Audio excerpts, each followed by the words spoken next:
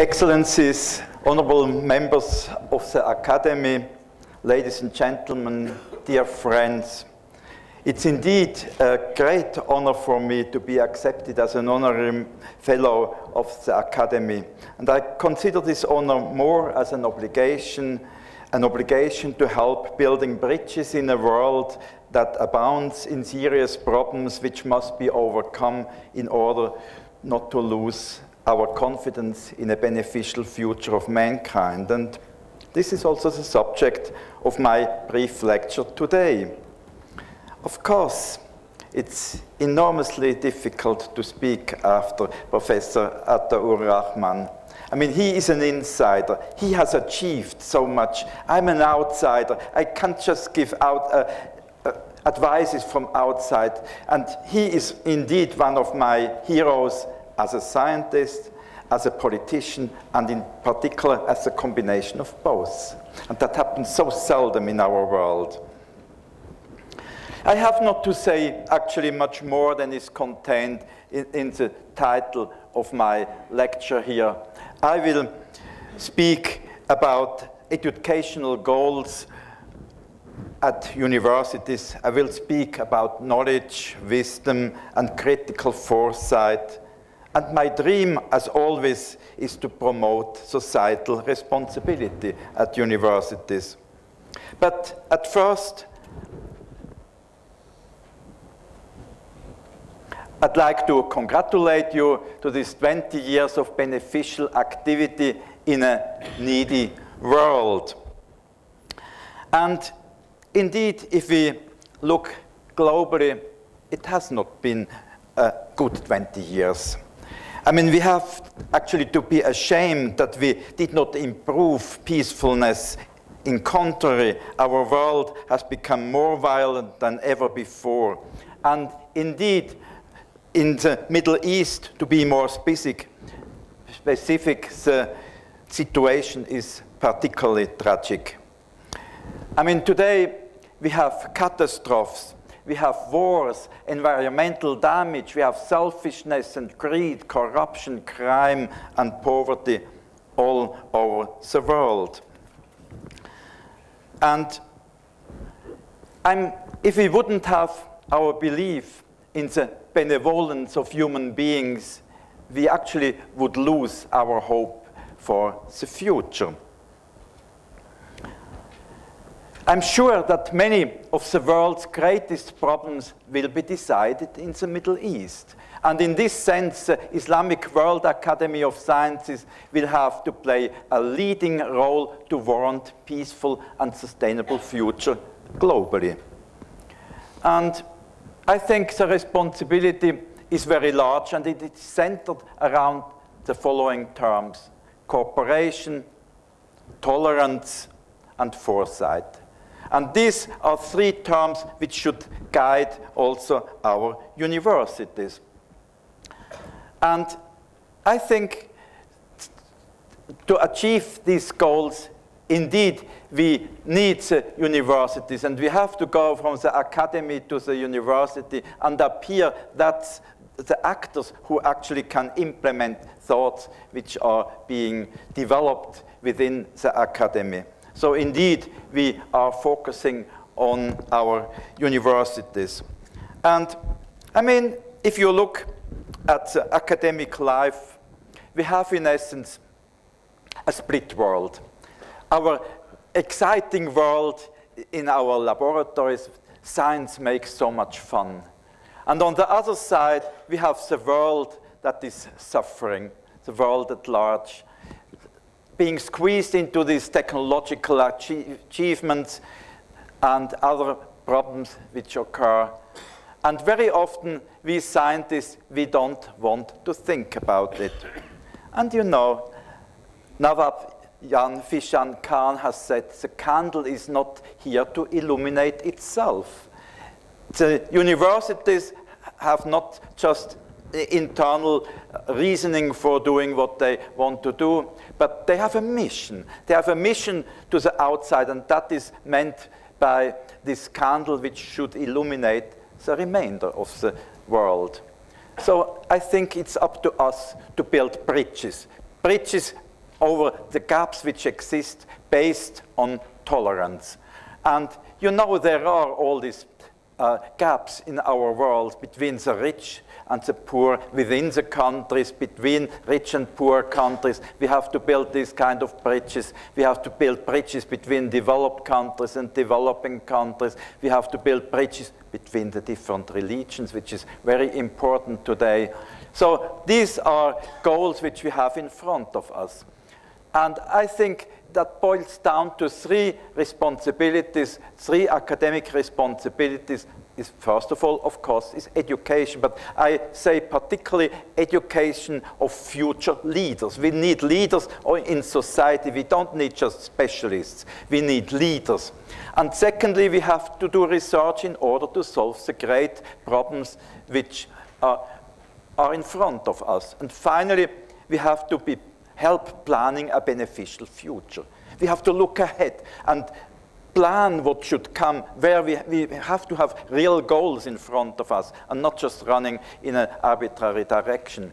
I'd like first to say a few words on educating future leaders. Of course we need skills, of course we need knowledge, but knowledge is not all. We need in addition understanding, and understanding I would like to summarize in the term wisdom. That's what we need. And finally we need also ethics and responsibility. So that's all what we need, and we shouldn't stop here just at the level of the knowledge. We should go further.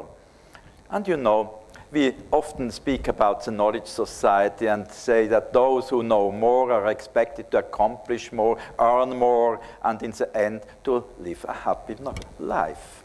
Of course, to some extent it's true, but that's not all. We need more than just knowledge. I mean, it's a process, going from the experiment to the measurement to the data, perception which leads to the knowledge, but then the last step is probably the most important one, to recognize, to try to combine, and finally to achieve what we might call wisdom. And you know, wisdom is the ability developed through experience, insight, and reflection to discern truths and exercise good judgment. Something which is very difficult to learn in lecture rooms. It cannot be taught, but it has to be developed by experience. So our students, our learners, they have to have the possibility to experience themselves.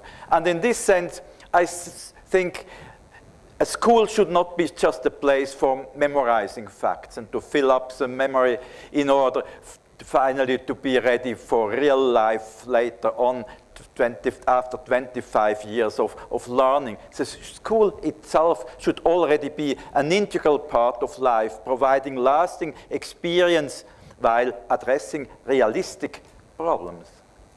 And I think we don't need any teachers. Teachers are not necessary. What we need are motivators. Professors who motivate the students to learn. And I mean, if a student is motivated, then he learns by itself. The learning has to be done by the student himself. That's what the main function of professors is. And I think on projects, it's particularly easy to learn. Have realistic projects and not just writing on the blackboard something, complicated formulas or anything like that. That's pretty useless. Let me say a few words on research, the second point here, which is very essential. And you know that everybody in principle is a researcher. Everybody from birth onwards is interested to explore the world. And he is sensing here the sweet. And this is actually me. And I'm sensing NMR. What is NMR? That's nuclear magnetic resonance. And I'd just like to tell you as a brief example what I did in my life, just to illustrate what research can be done, can be achieved. I mean, of course, nuclear magnetic resonance has something to do with the molecules. We have the atoms here. When we blow up, we see a single atom. In the center of the atom, we find the nucleus here, atomic nucleus, and that's the object which we address.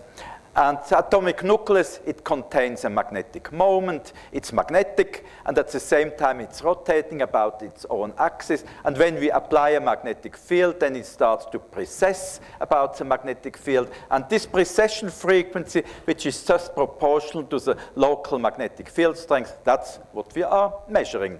And because the local fields in different parts of a molecule, which you are not allowed to touch, alcohol, it has 3 protons here in the methyl group, the methylene group, and the OH group here. They have different environments, so we get a spectrum, and we get, so to say, a fingerprint of this molecule, which we can use in analysis. But I mean, to record such a spectrum is enormously slow. We have to go slowly, point by point through the spectrum. It's like letting a snail crawl across the spectrum, and today we don't have time for that. So we invented, that means me and my supervisor at Varian in Palo Alto in 1964, another technique which we just bang on the molecule. All the nuclei, they start to precess at once, an overlap of all the frequencies. We do a mathematical Fourier transformation. We get the spectrum in a fraction of a second, much faster than the snail, and we get beautiful spectra. Of course, we want to know more, not just fingerprints. We want to know the structure of a molecule. For that, one needs 2-dimensional spectroscopy. I don't go into the details in the moment. And then, based on that, one can finally determine really molecular structures. We can really construct a model of a molecule.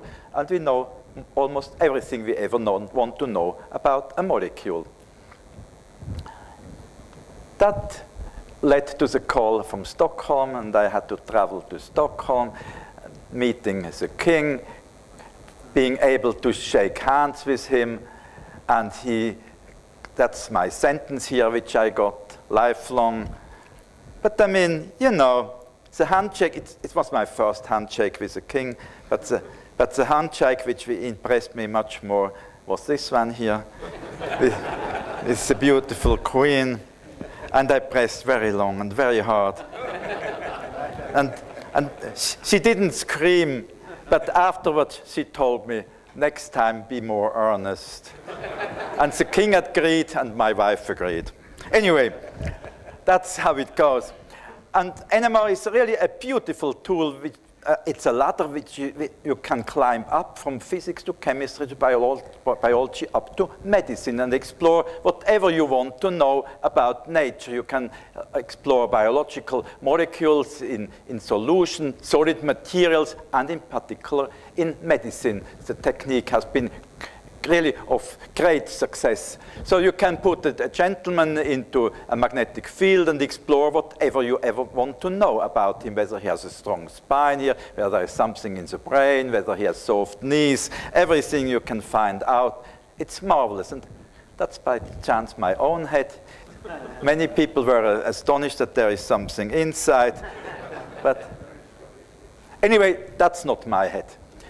I mean, you see a brain tumor very neatly displayed here, very important information for a medical doctor, for a surgeon. You can, no, that doesn't apply to you. That applies to those countries which consume much too much alcohol. And you see here females, a normal female, an alcoholic female, brain shrinking, male patient, and an alcoholic. You see, the shrinking is less here. So whenever you get the bottle of wine, then drink it yourself and don't give it to your wife. I mean, it would do much more harm to her. So that's the advice here. The small glass on this side and the big glass.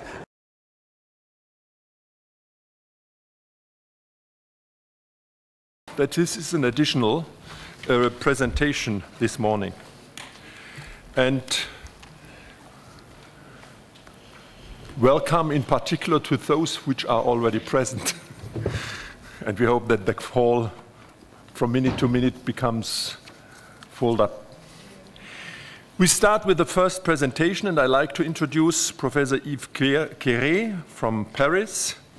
He is a physicist. He made his PhD in Paris-Orsay, worked for about 10 years at the École Polytechnique in Paris, and is today, he is member of the Académie des Sciences, of the Académie des Sciences since 1991, and he is today co-chair of the International Academy panel, and he will speak about a topic which I mentioned already yesterday in my presentation, the importance of the natural sciences, where the Arab and the Islamic world had a great tradition, and maybe it is rediscovered in Europe, not only for the higher education system, but starting from the early childhood. I give the floor to Professor Kiri. Thank you, Mr. Chairman. Indeed, I shall walk into your pace of yesterday, I think, partly. Ladies and gentlemen, I'm so happy to be here in this extraordinary university, Bilkent University, in this beautiful country and among our friends of the Islamic Academy of Sciences.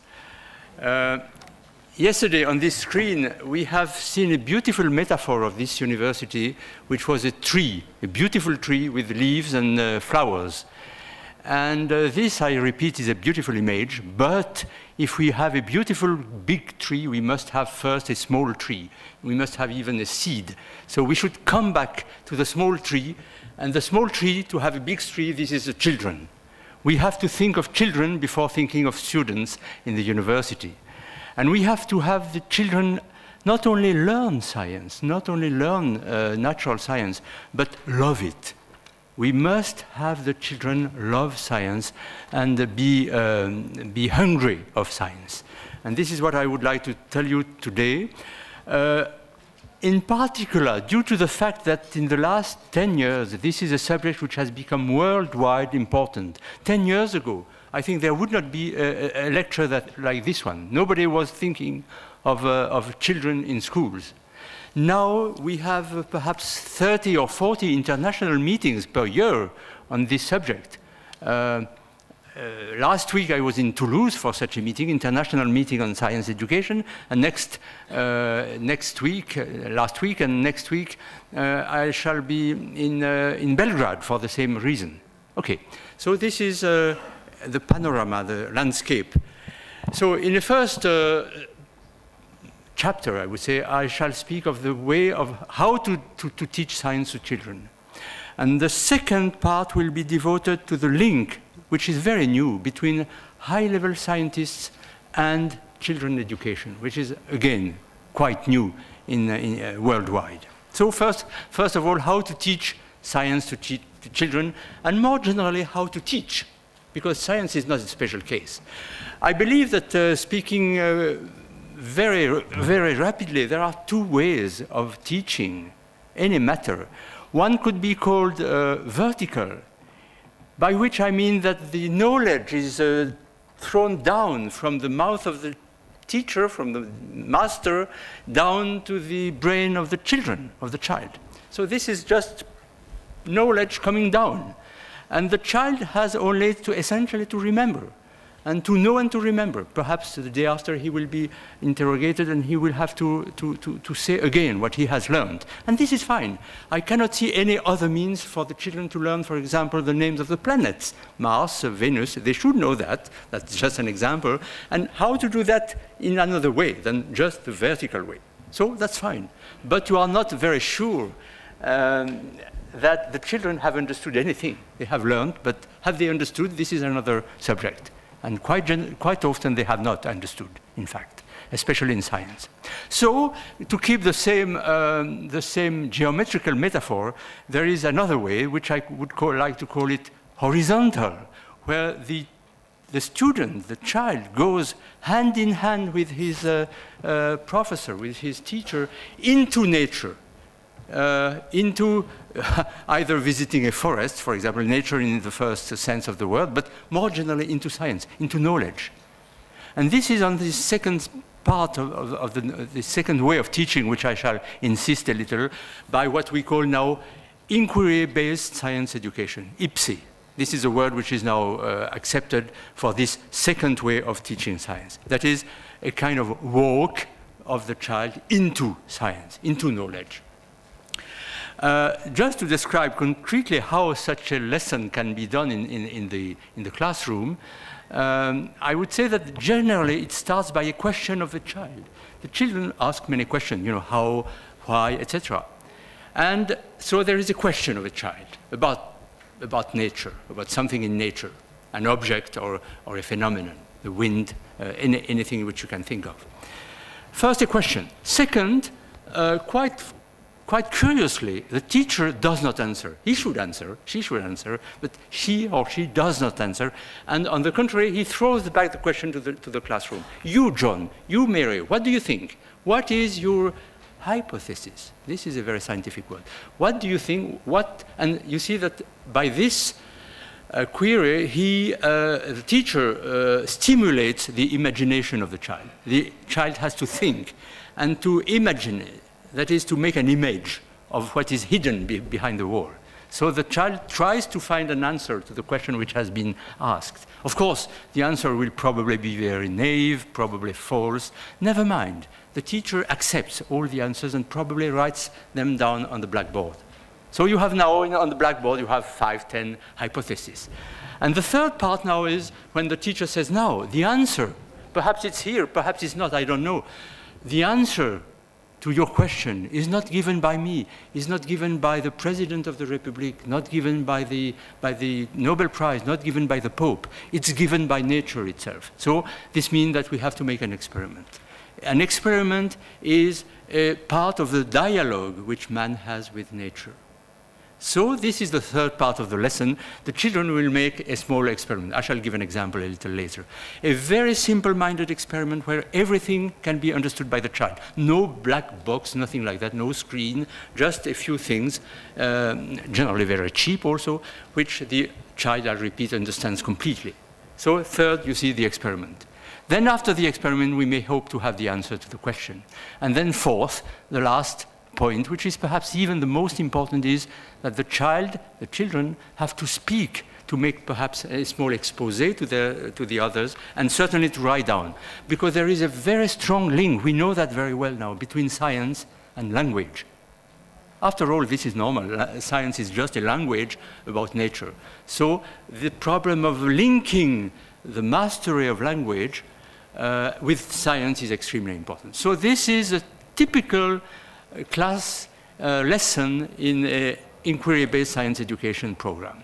So let me take an example, a concrete example. I wouldn't say hundreds, but tens of examples because I visit many, many schools, not only in France, but in many countries, in Chile, in China, in Malaysia, etc.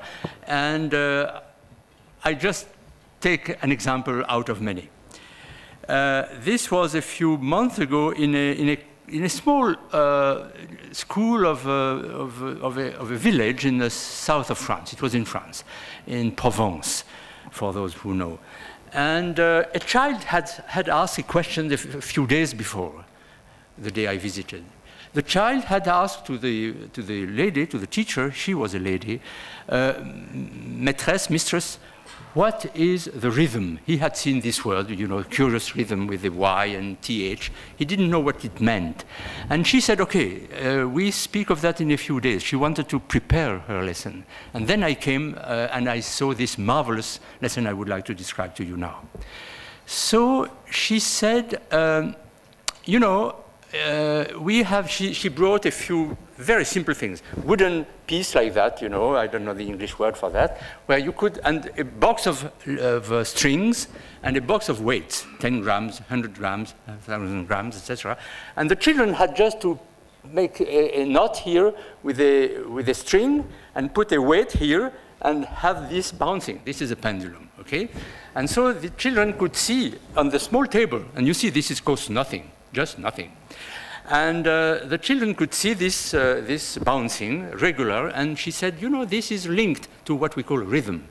But we should go a little further, because rhythm is linked to music, You know, that was a marvelous lesson. She linked everything to everything, the time, measurement of time, music, etc. But let us come back to the pendulum. So the children were about 3 to 4 around a small table, other here, and they had a pendulum. And then she gave to them small chronometers, very simple one for children. So again, very, very cheap, a few euros. And the children had to measure the time, you know. And this was extremely interesting for me because they started to measure 1.5 seconds or something like that, and they understood themselves that it was not precise. And suddenly a boy, I didn't tell you, this was a class with about 8 years old children. A little boy said, "Oh, madame, I think it should be better if we have 10 bouncings and divide by 10. You see, he had discovered what is normal for us, the precision. So immediately the other children understood, and they had 10 bouncings and divided by 10. It was very nice to see them 7, 8, 9, 10. Yeah. So now they had a relatively precise measurement, and in this table, 1.3 seconds, 1.5 seconds here, 1.8, and suddenly something happened which was very curious to me. The children started to fight against each other, not to fight with hands, but the children thought, I don't know why, that there should be a universal time for pendulum, you know? So they thought that they were right and the other was wrong. This is always like that, you know? Children are not modest. They are sure that they are right. And science teaches modesty, I'm sure. You will see later. So the teacher said, "No, you are not. You have not to fight. I think I have looked at all of you. Your measurement is good here. It's good here. It's good here." So came now the second question: why are the pendulum different? And then this was marvelous because during 5 minutes the children started to. So they gave their hypothesis. Can you imagine that the first hypothesis was that a little boy said, "I think it's the way we make the knot here," you know? That was an hypothesis. And then came the weight, of course, and then came the way with the angle of throwing, etc., etc. After 2 or 3 minutes, we had 10 hypotheses on the blackboard, including, of course, the length. And so the teacher said, "Now we are inquiry-based science education. We are making a kind of police inquiry. You know? And the children you cannot imagine how the children were excited. They had to find out of these 10 hypotheses which was the good one. And also you can imagine that during 5 minutes they did stupid things. They were just changing everything. They were so impatient, so they were changing the length and the weight simultaneously, etc. And then a little girl, the teacher said nothing, but a little girl said suddenly she was looking, not really manipulating. Girls are very often more, perhaps theoretically minded, I don't know. But she was thinking and she said, in a very, very naive and awkward sentence, she said, "Madame, on ne peut pas faire tout en même temps. It's not possible. We should not do everything in the same time." This little girl had understood this evident thing that when you have a multi-parameter phenomenon, like you must, of course, change the parameters one per one. And this is an immensely important thing to learn for children. It's not only the pendulum, it's all your life which is implied in this evidence. So the children understood immediately, and they started to do what they had to do. And in fact, in 3 minutes, I think they had the result. The weight was not important, the angle was not important, etc., only the length. So immediately after the teacher made a comment about this. Oh, there is a translation, I didn't know. I'm sorry, I'm speaking too fast. So I shall speak slowly now. Excuse me, Madam Translator. Now they had the answer. The length, and the length only, was the useful parameter for the pendulum.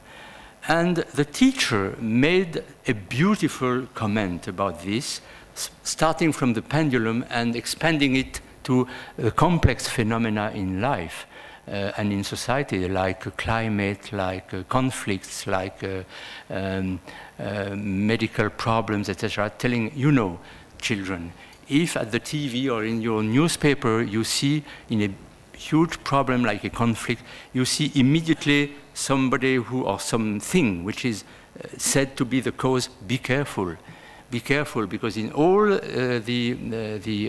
human events, you have to make a very careful analysis. You know, this was very, and then it continued marvelously in the following way. I should perhaps try to show it to you. So now you have a pendulum.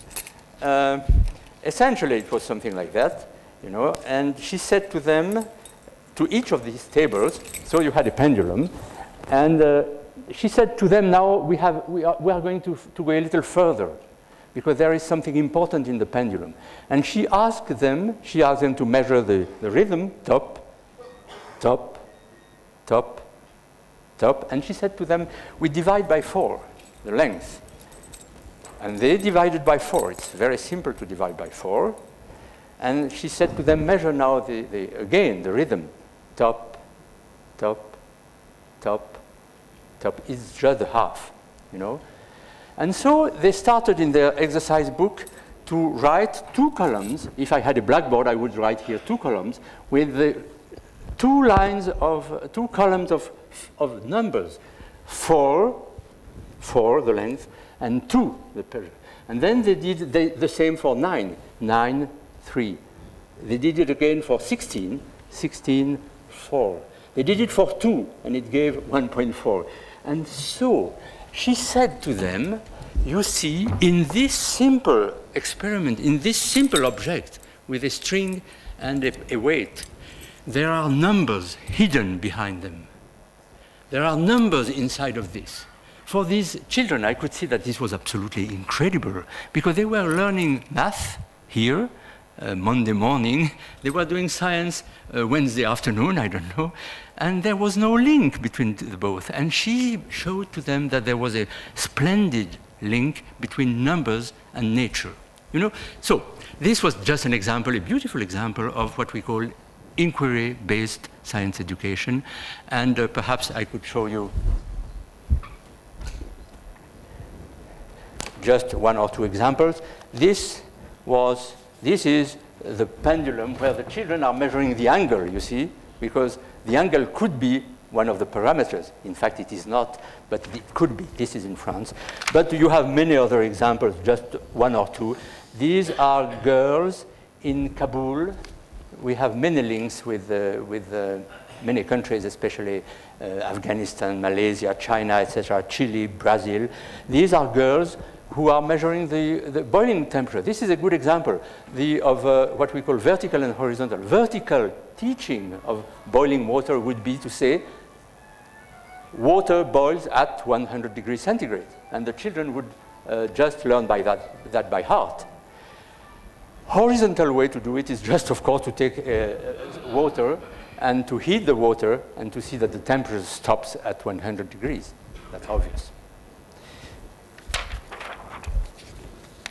And here is an example in a kindergarten where the children are measuring hour after hour, 9 o'clock, 10 o'clock, 10. They are not measuring. They are just drawing the shadow of one of them, always the same. And at the end of the day, they are wondering, what is this kind of flower, you know? I saw that also. And the children, at 5 o'clock in the afternoon, they saw a flower. They didn't understand. And suddenly, a little girl said, oh, something has turned. You know, 5 years old. She understood that from this static figure, with these various, there was something which had turned. And then you can imagine the following. What is the something, etc., etc. This was a beautiful lesson. So this is what we call horizontal teaching of children, and in the case of science, inquiry-based science education. Now, second part, very short. What is the role of scientists in this adventure? First of all, I have to say that we have to teach the teachers. The problem in inquiry-based science education in France, in the US, in rich countries, in poor countries, it's exactly the same problem. In all countries, the main problem is that the teachers are afraid of science. They are afraid of science because they believe, completely wrongly, they believe that science has left our world. Science for them, they see that at the TV, it's a man in space, it's the inauguration of a huge accelerator in Geneva, etc., etc. They think that science is a problem for Nobel Prizes and completely unattainable. They think that here on this table, we are here, and the science is going up and up and up, which is true, in fact, and they believe that science is going up like that, you know, leaving here, between us and the down of the science, a big gap. And we spend our time telling them, no, it's not true. You are right, science is going up, but it's still in contact with the table. We have plenty of science in this bottle. If this bottle is full of water, we can work on water. If it is empty, we can ask what is resisting to my pressure, its air, etc. Science is here, growing a bean, making a pendulum. So this is the main problem. We have to teach science, to teach teachers. And to teach teachers, we need scientists. We have seen that in France, but we see that now in more and more countries. We need teachers because we need scientists because teachers feel reassured when they have a scientist with them who teaches them, who help them essentially making the classroom, the class. So we have now more and more high-level scientists going into this game. It's not a game, it's a really beautiful adventure. And more specifically, we have more and more academies of sciences going. The IAP, as you know, Mr. Chairman, you mentioned the IAP. This is the assembly of many of the academies in the world. And the IAP has a program in science education of children, which means that in many countries now, about 30 academies of sciences in the world, I repeat, including the largest one, like the American one, Swedish, French, English, etc., and small academies are just giving the hand to the school teachers. Yes, I have finished. I have just one more slide. Just to say that this is not a completely national adventure. We have now more and more experiments which are done at the international level. I just show you here the measurement of the radius of the Earth, as you probably know, the method of Eratosthenes, which consists in measuring shadows of a stick. And we have about 30 countries now involved. On the 21st of June, this goes from South Africa to Sweden, including Lebanon, France, Egypt, many countries, where the children measure simultaneously and by internet give the measurement. That's marvelous to see these children working together on such a problem. The last picture will show you what is the result on the children of such a science education. Well, they love it. They become certainly a little more modest because they see that their hypotheses are most of the time wrong. And this is important. Science is a modest activity. They have their imagination working. They have their curiosity, which is developed. And last, but possibly not quite least, they change their image of a scientist. This is the terrible image. And these are done in Chile, these are done in the States, this is done in France. But you just ask a child, 8 years old here, please make the drawing of a scientist. If he has not studied science, you know, he is just in school, he has no science, this is a kind of scientist, awful man, a man who is alone, who is, here it's in French, a scientist is often closed and not comprehensible, you know, and awful man. You wouldn't like to meet this man in the street, I think. And here is when he has done practice some IPSE, some inquiry-based. Now you have men and women. They work together. They are used to working in team. And this is nice. You know, they are smiling and they are happy to work together. And if we can give, I repeat, and this is my last, this was my first sentence, and this is my last one. If we can give to the children the love of science, I think we will not have lost our time. Thank you.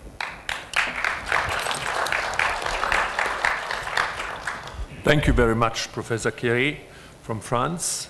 And we do not enter into discussion, but we will do it after the 4 presentations at about 10:40. So we continue with our second presentation from Professor Isam Naguib. He has a citizenship either in Jordan and a British one. He lives in Oxford. He is a professor of physics since 1974. He has had many responsibilities in universities like dean, like vice president, vice rector at Liverpool, Florida State University, University of Kuwait. And I recommend to read his curriculum vitae, which is in the files. And to sum up, he is today manager of the UNDP, this is the United Nations Development Program for higher education. And his topic of this morning will be the United Nations Development Project, Higher Education Project, an experiment in regional cooperation. Professor Naguib, you have the floor. Thank you. Thank you.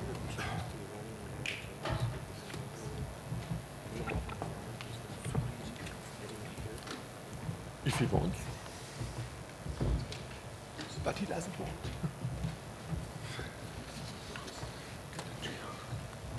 Also.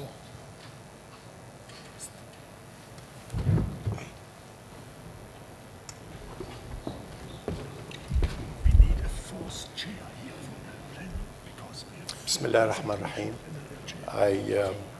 I want to say first that I'm really privileged to be invited to this distinguished conference, which is hosted by such a great and pioneering university. The project I'm going to talk about is sponsored by the UNDP RBAS, the Regional Bureau of Arab States of the United Nations Development Program. The title, Enhancement of Quality Assurance and Institutional Planning in Arab Universities. The project was launched in January 2002. It finished a first phase in June 2000, after 30 months, 2004. Started a new phase in June 2005, and this new phase is 42 months, for 3.5 years.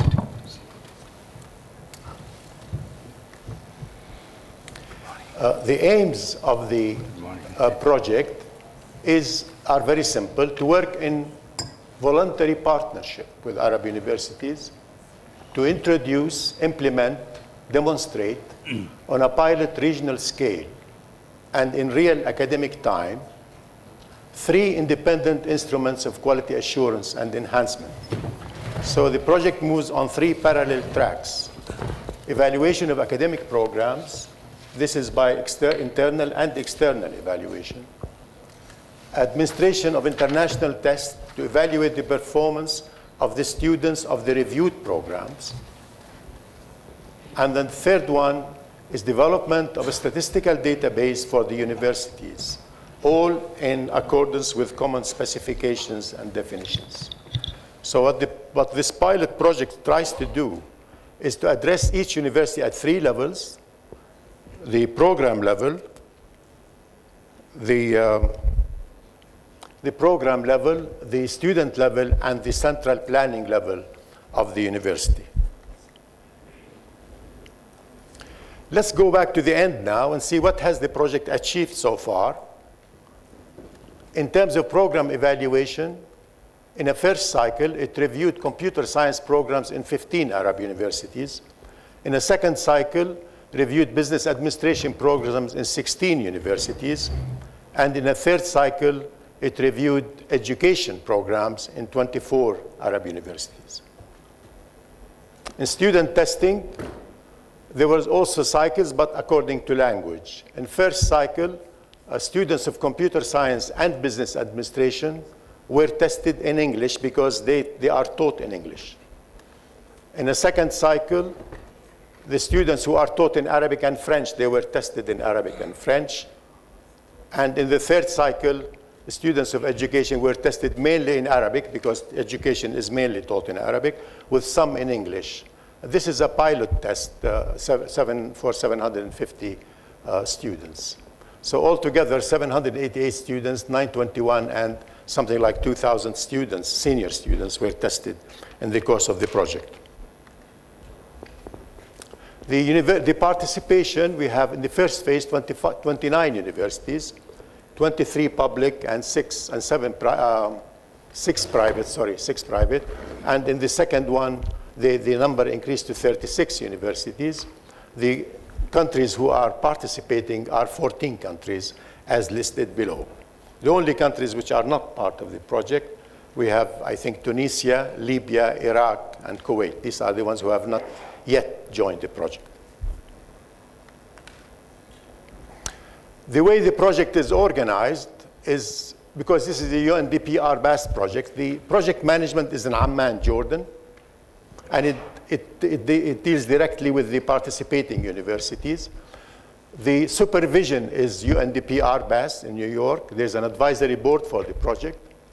And then UNOPS, that's the United Nations Office of Project Services. They do all the financial and personnel administration, all the transactions. And then you have the country offices. We have the country offices in each Arab country. There's a UNDP country office who provide logistical support, providing travel arrangement and all the things that the project needs. I must say that the idea for this project and the pilot for it originated in Jordan with the Hussein Fund for Excellence, where I had the privilege of working with them for a year, where we organized the review of computer science programs in 10 Jordanian, the 10 leading Jordanian universities. That was in 2001, and 2002 we took this program this project to the region.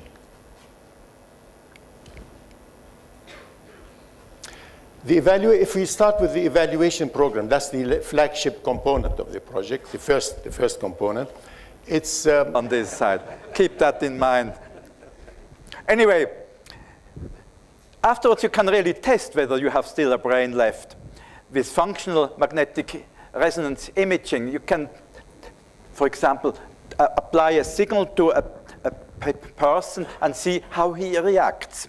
And when he reacts like this, then he is a normal person. When he reacts like that, he might be schizophrenic if this reaction occurs in this area here. So you can really discover disease states. You can distinguish between a musician and a normal person. A normal person has a symmetrical response in brain upon a musical excitation, and a musician has this asymmetric response.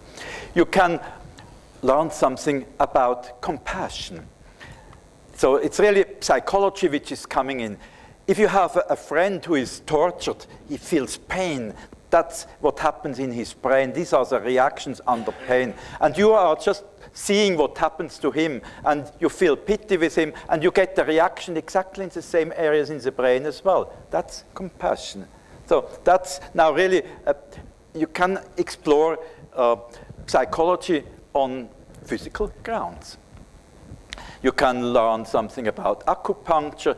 So it's indeed true that research is for the benefit of society. You can do quite a lot to help people in hospital and in research as well. Now, what is needed in order to be creative? I mean, it has been said already before that you have to start very early in childhood. So this childish curiosity, these questions after questions which the children pose, they should be maintained for later on, and then searching for answers. That's the secret for making inventions. A creative unrest is necessary, and that will hopefully lead to innovations. But you need more. You need, in addition, also a broad horizon. If you are a narrow-minded specialist, you will achieve nothing in life. You need knowledge in several fields at the same time. Interdisciplinary thinking is important, and inspiration by analogy. Very often you find something in a completely different field which suddenly reveals to you that you could apply it in your own field.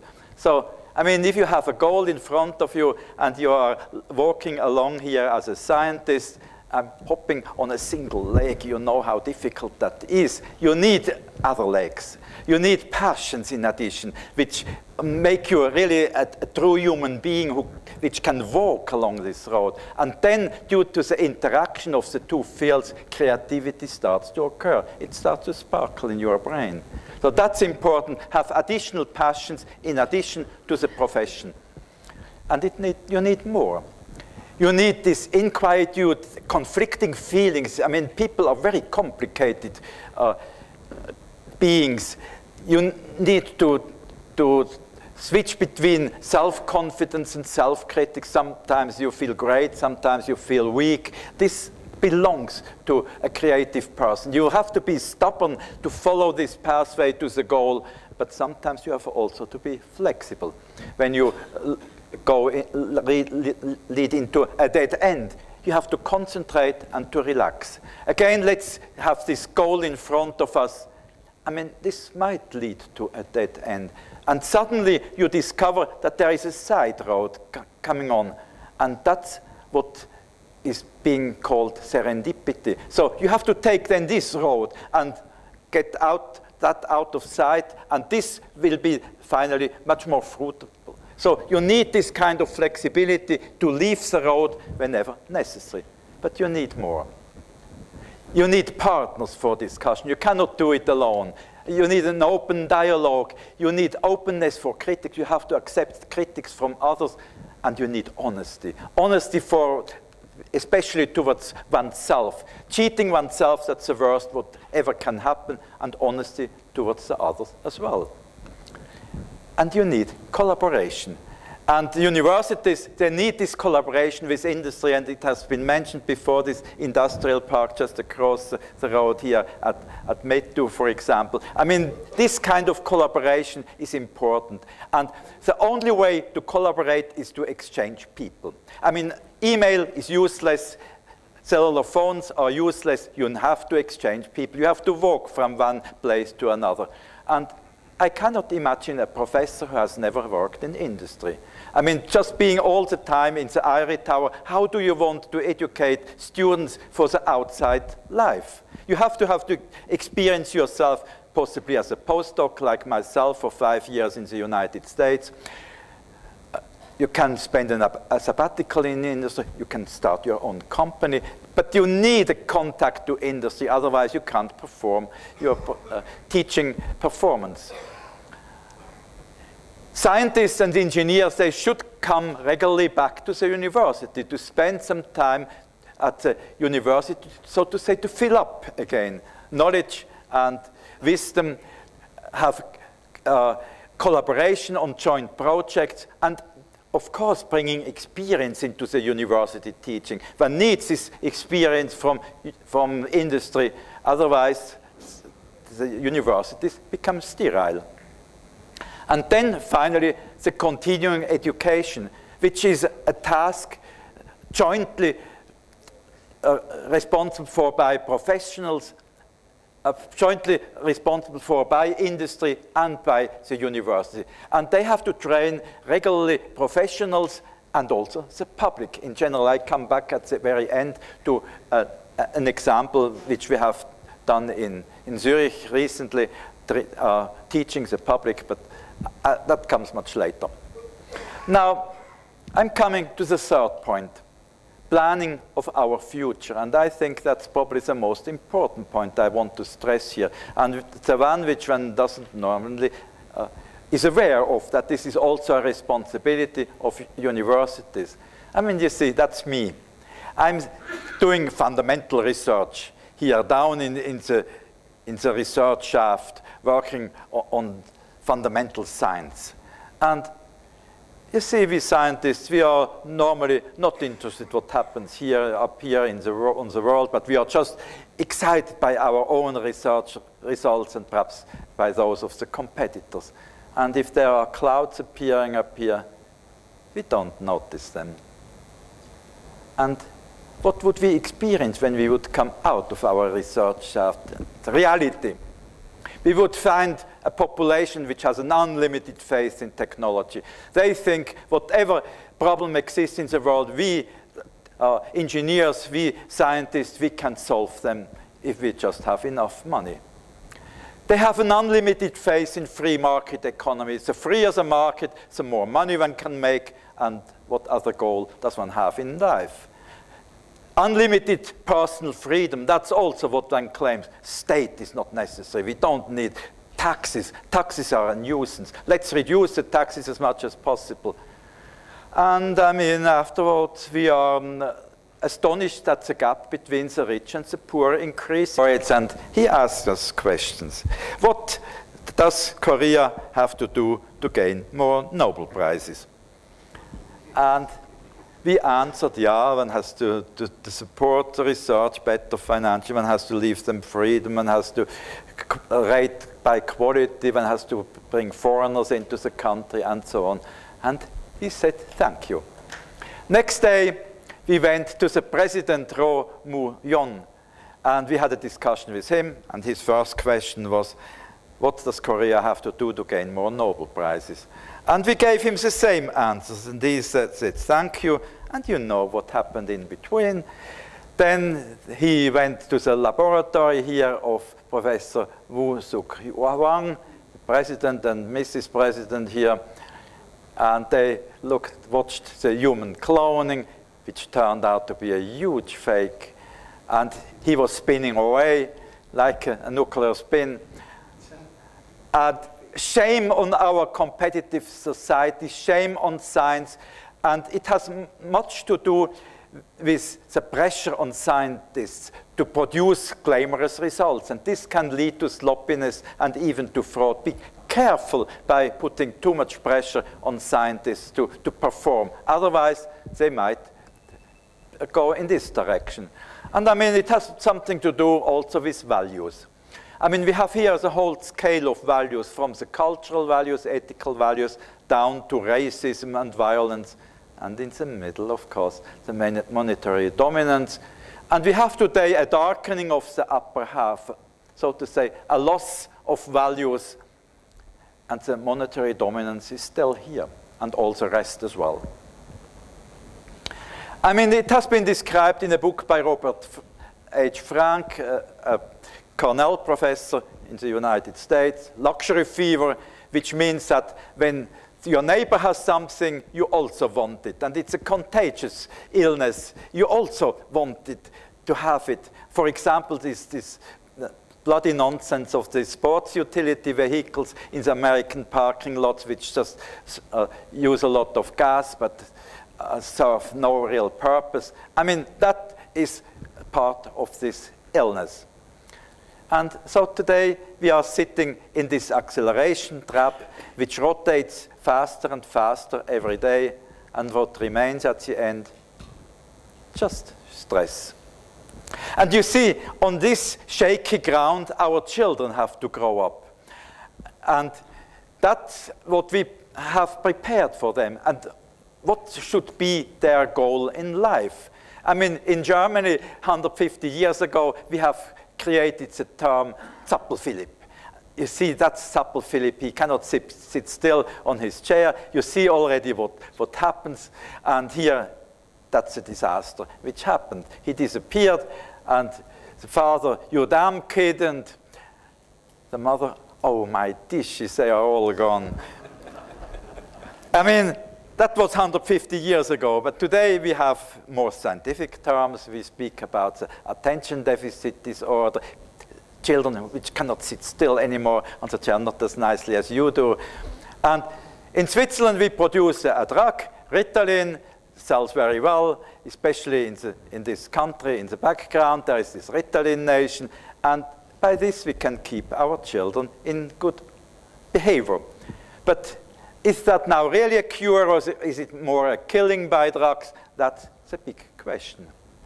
So I think we are caught in an identity crisis, in a crisis of objectives, and we are in great need of novel, comprehensive, and lasting approaches. And the question is then, who will keep our boat afloat? Will that be politics, economy, or the academic community. Of course, we have all three, we have to work together. Everybody has his responsibility, but the academic community in particular.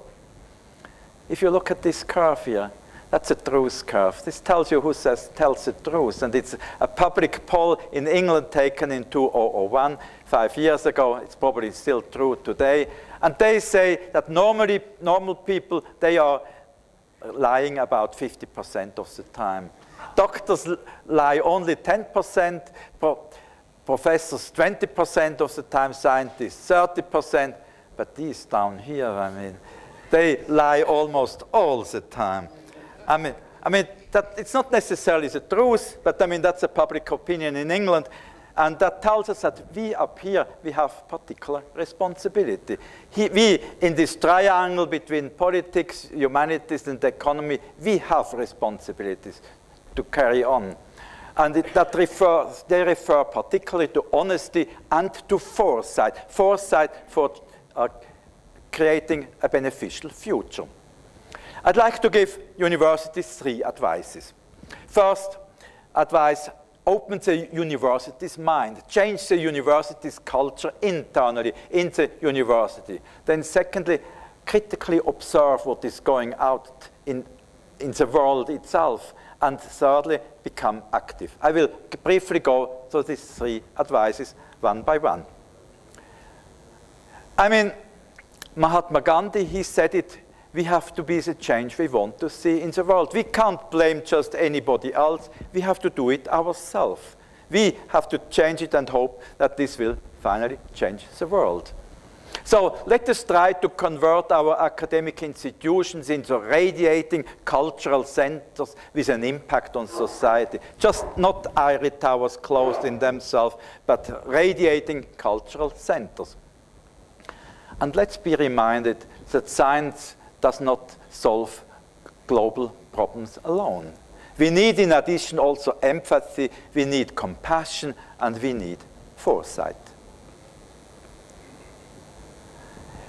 You know, there is so much beyond the limits of what can be explored by the exact sciences. I mean, this guy here looking through the horizon here, he might be a humanist, and he might try to comprehend human reactions, thoughts, feelings, anxieties, happiness, love, and hatred. Of course, magnetic resonance imaging helps you already to enter these fields a little bit, but after all, these are fields of the humanities. And so I think it's important to break the barriers between the natural sciences and the humanities and the social sciences in our universities. Open the departments and let them cross-talk. Perhaps this will open avenues towards wisdom.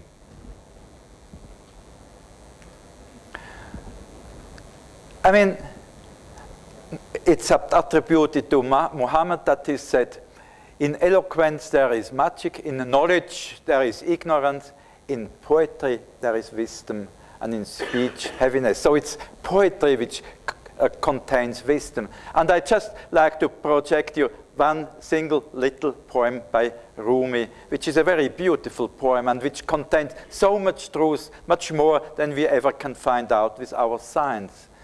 The morning wind spreads its fresh smell.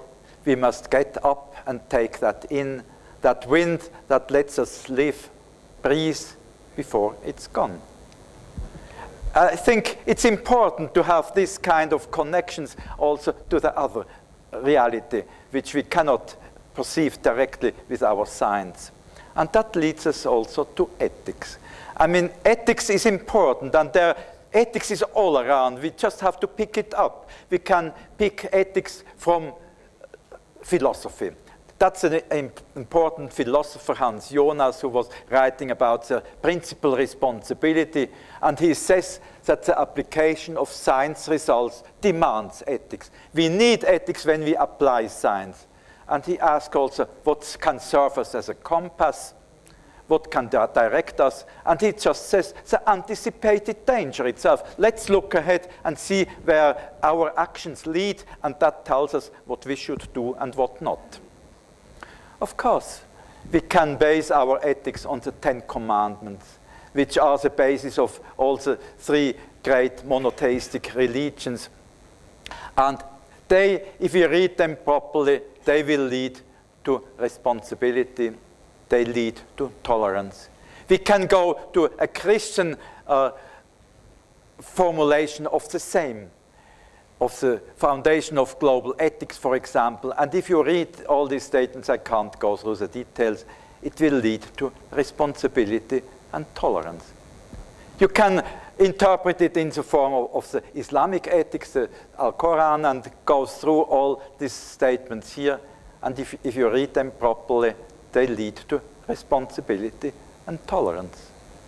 And finally, you can go to Buddhist ethics, Buddhist philosophy, right understanding, right-mindedness, right speech, and so on.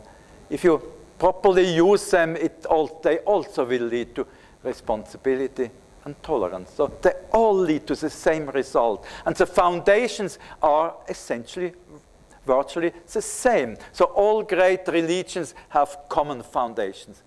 Only their surfaces differ. And if we would recognize this fact, it would be much easier to live together. And the religions are just different languages for expressing exactly the same facts. Let's try to remember that, and then we could live together in peace. I mean, these are perhaps also important statements going into a slightly different direction by Prophet Muhammad and by Rumi. The worst of scholars is who visits princes, and the best of princes is who visits scholars. And the worst of scholars is who accepts help from princes and whose welfare and salvation is dependent upon and stems from fear of princes. It means just independence, academic independence, but of course one cannot go to the extreme. And if we look at Professor Atta-ur Rahman, of course he's a prince at the same time and a scholar, so it can also be combined in one person. So, and of course we depend in some way also on politics, but it just means we have to remain spiritually independent. But that needs teachers. Teachers who have vision and global responsibility in addition to their speciality. They have to be the best in their field, but they also have to be visionaries. It means that we have to discuss these kind of problems at universities. We have to have discussion groups, retreats, to speak about societal questions. That belongs to the university teaching as well, not only the specialists teaching. We have to start to dream again, having visions and trying to invent in our dreams an ideal world and try to implement that world afterwards when we wake up. These visions are very important, and this is a very important saying here, that we should speak up whatever we have as freely as possible on all relevant subjects. It has been said in an earlier lecture before. And you know, when we are so frank and open, we will make errors. But it's more important to be open-minded than to avoid errors, because in science we always make errors, and afterwards we can correct for these errors again. We can admit that we made an error and say it differently next time. And here's a saying of a German politician that is a former German president, Roman Herzog, I know him personally, and he said, without critical opposition, without the engagement of relentless thinkers, a society will degenerate. We need embarrassment and disagreement, we need impertinence and questions of independent brains. And these are the academics who have this freedom to express what they think. So that's the graph which I like to emphasize our responsibilities. First of all, we have to do basic research. That's important. Dig deep into the ground on this research level. But in addition, we have also to think on a societal and global level and acquire wits. See what's going on in the world and try to relate. So that's what we have to do internally in our universities. And then we go onto the ladder and look outside. See what is going on in our world. and try to see what one could do better in our world. Of course, we have to question what is going on in politics. We cannot avoid that. And you know, in politics, justice is not important. What is important is justification. When a politician can justify what he's doing, then he's well off. He can do whatever he wants. He just has to justify himself. And you know, our globe has lost its equilibrium of power. We have this very strong weight here on this side, with the power here concentrated, and we belong to the powerlessness on this side. We are weak weights. And I mean, this statement summarizes very, very well what is contained in that other slide, being said by an American journalist, very famous, Robert Kagan. And he said the US cooks the dinner, these are the cooks, and the EU, these are just dishwashers. And I mean, the same is true, of course, also for the Islamic world. You are all just dishwashers. So that's this kind of view. And I mean, there is some truth in it. There is some truth in it, and we have to take it serious and try to work against it. I mean, you know, when you are strong, then you don't have to obey rules. You can be against the Kyoto Protocol, you can vote against the Human Rights Council, you can reject the International Criminal Court and all these things in between. You can behave and do whatever you want to do. Just be strong. But that's not decent. And that never will lead to an equilibrium on Earth. I mean, that was the last issue here, March 15th this year. The UN approves the new Council on Human Rights Abuse, and that's John Bolton here, and he said no. And I mean, you see here 170 votes for and 4 votes against, including him. I mean, it's not possible to change the world by force the mind of the neighbor, like here. We have to listen to Mahatma Gandhi, that we have to change ourselves and hope that this will change the world. We cannot go out by force to change others. That doesn't work. And he says it here in different words: an eye for an eye makes the entire world blind. And that's what's going on today. And it's going on in your world. And you know, bringing freedom is often just a pretext for extending the domain of influence and power. That's very clearly, I mean, don't believe. I mean, these who say it are very low down on the truth curve, you remember. And freedom alone is not good enough. Enjoy while you can. I mean, what is important actually is the freedom, the responsibility to help others that leads to a feeling of personal freedom and not just to enjoying freedom. But whenever you fulfill your responsibility, then you feel free and then you get a good feeling and you can sleep well. What can we do? Europe and Asia. We have to strengthen the international organization, renew the UN, strengthen the International Criminal Court, and so on.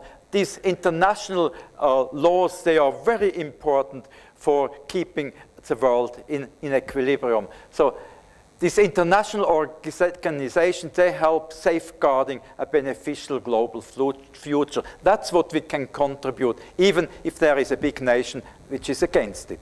We still have to fight for it. And there is another issue here. An issue, it has also been mentioned before, namely the world of culture, heritage and tradition, which is so important today, and the world of science and technology and progress on the other side, which starts to override this other part, which seems to be so much more important, and this red part in the background is being lost. But what we actually need would be a combined world, a dynamic world with a dynamical outskirt here where science is important, technology and progress, and the red heart is being maintained, the heart of culture, heritage, and tradition. So, I mean, in Turkish words, we need these kind of towers here in Istanbul, and we need this tower in Ankara at the same time. They have to live side by side. They belong together. And you know, cultural heritage and cultural diversity is as important as biodiversity. If we lose cultures, I mean, what do we have left on our Earth? And you know that intelligent people who are deprived of their roots, they very often become terrorists. They don't have to lose anything whatsoever anymore, and then they sacrifice their own life. And so maintaining cultures, that's very, very, very important. And so I was so glad that this convention on the protection and promotion of the diversity of cultural expressions passed last year at UNESCO. And it passed actually very well. There were 148 votes for and 2 votes against. Just guess who are these 2 votes. Here they are. No comment. Anyway, I mean, that's a very, very old truth, which already has been pointed out by this gentleman, Einstein, in a letter exchange with Sigmund Freud. And Einstein has written to Sigmund Freud, "The quest for international security requires that each nation unconditionally surrenders some fraction of its liberty of action, of its sovereignty. And then we get a stable system." So one has to give up some freedom in order to make the system stable. And some countries haven't understood that at all. What has Europe contributed? I think the idea of unification really brightened up our dark world. I think that's a very important development which has taken place, except for the black sheep here in the center of Europe. And I'm very sorry that I have to stand in front of you as one of these black sheep who don't. But I would like to join, but my country, my men, they don't. So that's a great problem in the moment. And of course, the issue of Turkey, that's also a problem which is still present. I mean, why not use this example, for example, in other domains of the world? Why not create an East Asian Union where the East Asian states would come together in a similar way as in Europe? That would solve a lot of problems. Why not have an East Asian Union where the South Asian Union, where the South Asian states would come together in a peaceful manner? And why not have something like a Middle Eastern Union? I mean, we need strength. One needs strength in order to fight these external influences. Otherwise, if one is divided and everybody has his egoistic goals, it will lead to nothing. So, I mean, the countries in this area, they carry a lot of responsibility for the present state and much responsibility for the future. So, but I mean, that has all to do with economy, of course. I mean, you have oil and you want to use that oil for your own personal purposes, and you don't think in a global way. That's all economy. And I mean, Adam Smith has said it, it's not the benevolence of the butcher, the baker, and the brewer that from which we expect our dinner, but from their regard to their own personal interest. That's important. You do it everything for yourself. So that's the reason why the wealth is going up, at least for some people, and the values are slipping down to hell. And I mean, we have all become just consumers. And consumers in order to keep the industry going. We have to consume and to eat as much as we can. And I mean, these beautiful advertisements in the Himalaya, these rock paintings, Coke and Pepsi. I mean, the Coca-Cola bottle, which has been created because of the 800th anniversary of Mongolia, so the 800th birthday of Genghis Khan. So, I mean, something like the Genghis Coke, why not? I mean, the same happens here also with some different naming, but anyway, you know that money-mindedness corrupts. And you know that whenever you need in your teaching an exponential function, here it is, namely the ratio of the CEO salaries to the average US workers, which is going up and up and up and up. And I mean, that causes us sleepless nights. These excessive salaries contradict democratic fairness. I mean, it's not the money which is lost. It's not the money which is the problem, but it's this mistrust and the social unrest which can result from such a distribution of income.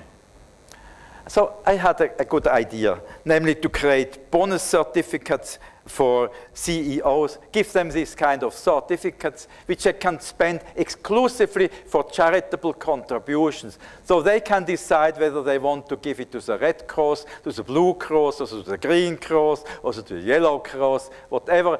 But that's all they can decide. And then I'm sure we could sleep better and they could sleep better as well. I mean, it has been said before that the free market concept has inherently a tendency to enrich the rich and impoverish the poor. And that's again our system. We do only something if we gain something for ourselves. It's this feedback which drives, which is the driving force. Egoism is the driving force of our world. And we should break this. And I mean, responsibility cannot result from human instincts to which Adam Smith's words refer. We need conscientious education and having convincing role models who do it properly. And that can motivate people to behave in a compassionate and in an unselfish way to help others. So this is a system which I'd like to see, an open loop system, where we decide, where we experience this responsibility. We have to do something in order that society takes a profit from it. And that leads then from the free market economy to a responsible market economy. And this is the system which we have today. The profit-oriented free market, which lives from raw material, labor, it's driven by profits, by the shareholder value, produces products, a lot of garbage, damage, and depletion. That's what I would like to see, a responsible market system, which is driven by foresight, societal responsibility, by conviction. We do something out of conviction. Profits are being reduced, shareholder value is being reduced, but there is a societal gain coming out. And garbage, damage, and depletion are reduced as well. That's my dream. It's still, unfortunately, a dream, but I hope that we can work towards that. And I'm so glad that the Peace Prize of this year goes to the Grameen Bank of Bangladesh, where exactly these principles are being implemented. And the social entrepreneurs which are doing the same. So, I mean, we could speak about ecology. I don't want to say much about that. You know how bad our environment is, and that you have to go inside of the house when you want to get some fresh air. It's all clear that you know that our glaciers are melting faster and faster. You know that there are some people who don't believe in global warming. For example, this gentleman here in his self-produced smoke. And he is destroying this environment. I mean, that's out of Science magazine, so I didn't throw that up. And you know that these climate changes which happen, they will widen the gap between the haves and the have-nots. It's the poor countries which will suffer most. And the rich countries, they might overcome that very well. So, I mean, that's why Arundhati Roy said the American way of life is simply not sustainable. It doesn't acknowledge that there is a world beyond America. But of course, there are other countries where misusage is happening. Caspian Sea with all this damage here. You know, the Aral Sea, which has completely disappeared, a man-made graveyard for these ships here. I mean, that doesn't look good. We are in the midst of an energy crisis. Of course, that's an important project here, the Ilyusio Dam project in Turkey, but it's also something which one has to seriously discuss. I don't want to go into the issues. And after all, sustainability is at first a proper mindset. Let me come to my third and last point, namely, let's become active. We have to not only observe what is going on, but we have to try to steer by providing advice and education. I mean, if we don't provide this kind of long-term concepts to society, education, inventions, knowledge, we don't deserve autonomy, we don't deserve finances. This closes the feedback loop. We have at ETH in Zurich, for example, this institute, this Collegium Helveticum, which is the old observatory of Zurich, where we try to conceive a beneficial global future, where these kind of thoughts are being developed. There are, I mean, just an example here from Franz Josef Rademacher. He proposed a global Marshall Plan. I don't want to go into the details. I mean, these are the kind of thoughts which should be developed at universities. And this is a representation of what I have in mind.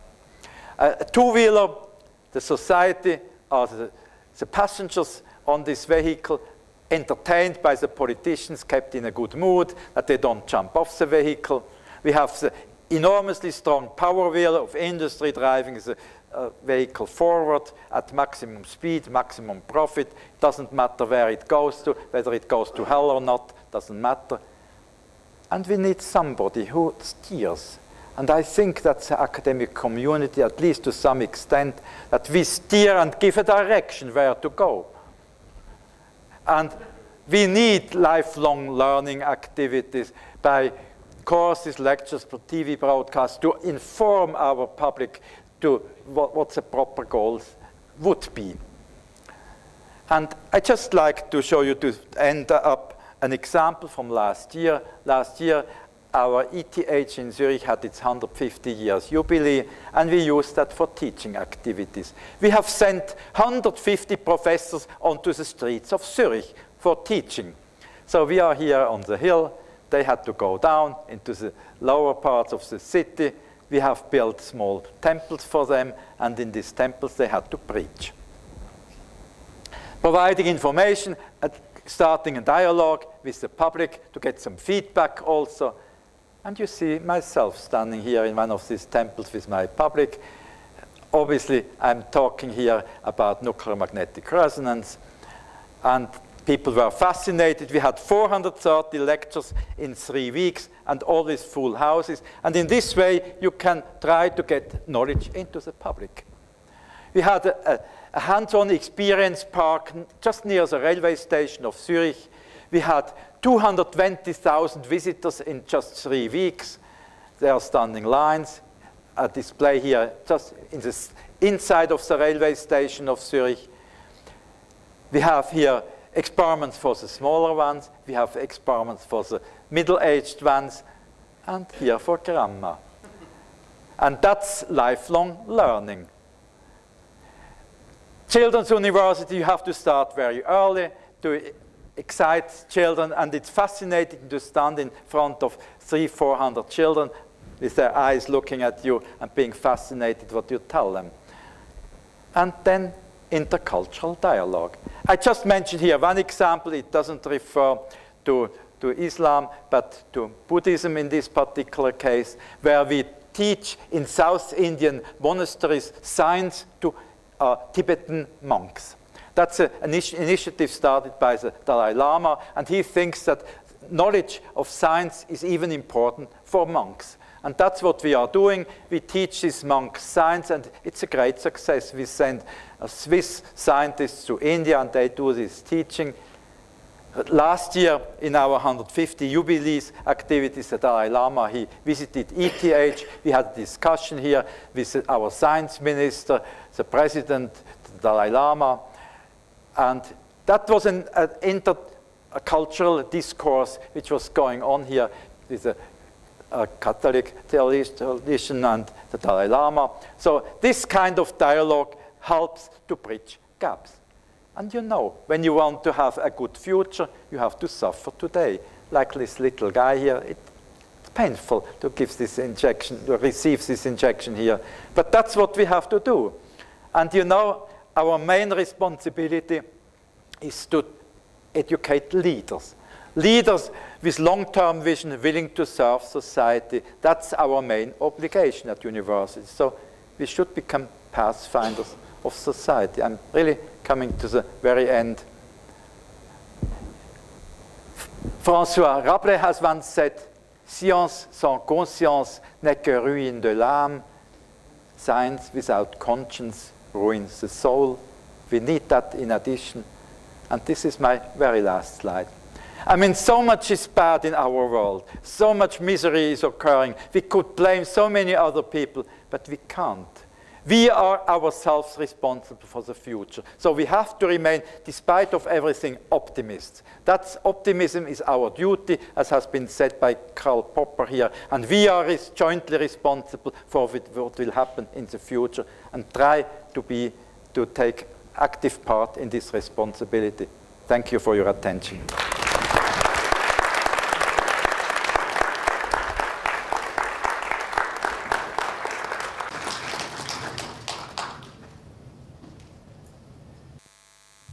Well, I'm sure I talk on behalf of most our audience here today that we have enjoyed this great tour around the world, around science, around politics, around ethics, around education, economy, religion, and we had the greatest tour of our life, which we like to almost repeat it, if not daily, at least monthly or yearly. We enjoyed it. It was a great lecture from a great man who has deserved his laureate, and he deserves more, and I think he deserves our greatest applause. Let us start.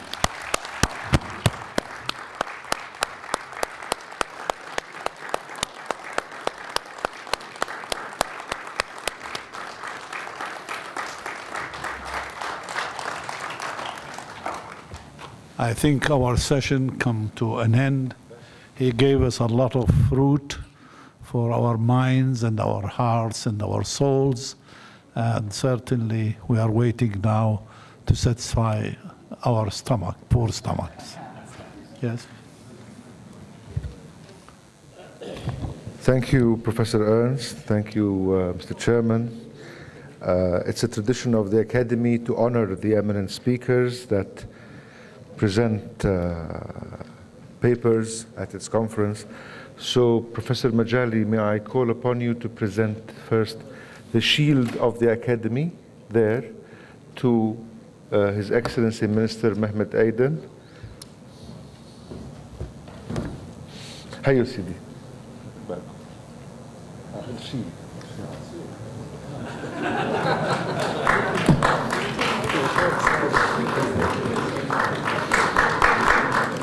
And also to Professor Ernst, please. Professor Ernst, can you come forward to receive the shield of the Islamic World Academy of Sciences?